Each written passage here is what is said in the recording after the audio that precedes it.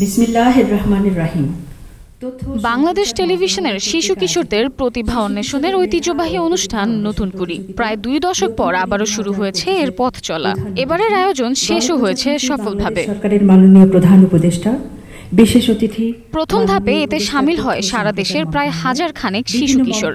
পরে মূল পর্বে নাচ, গান, আবৃত্তি, গল্প, অভিনয় সহ 12টি বিভাগে অংশ নেয় প্রতিযোগীরা। বৃহস্পতিবার চূড়ান্ত পর্বে বিজয়ীদের পুরস্কার তুলে দিলেন প্রধান উপদেষ্টা অধ্যাপক মোহাম্মদ ইউনূস। অভিনন্দন জানান সব অংশগ্রহণকারীকে।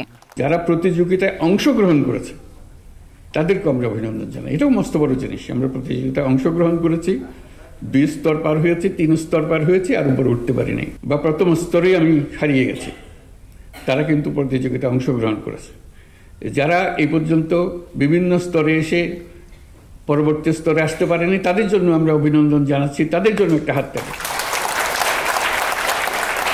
কারণ তারা এবার হয়তো পারে নাই, কিন্তু তাদের মনে একটা ক্ষোভ এসছে, এই সামান্যর জন্য আমি কেন পারলাম না, ও কেন পারল।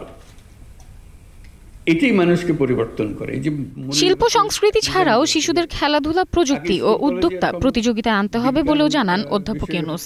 আর সেজন্য দেন সরকারের তরফে সব সহযোগিতার আশ্বাস। প্রযুক্তির প্রতিযোগিতা, এই বয়সে কে কি প্রযুক্তি প্রয়োগ করছে এবং সেটা সে নতুন একটা চমক দিচ্ছে, তার সেই প্রযুক্তিকে বুঝতে পারছে এবং সেটাকে প্রয়োগ করছে, তার জন্য প্রতিযোগিতা।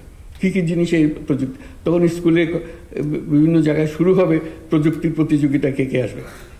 আমরা সব দিক থেকে আনতে চাই, শুধু একদিকে সীমাবদ্ধ না রেখে। এটা খুব গুরুত্বপূর্ণ বিষয়, যেটা আমরা এখন করছি।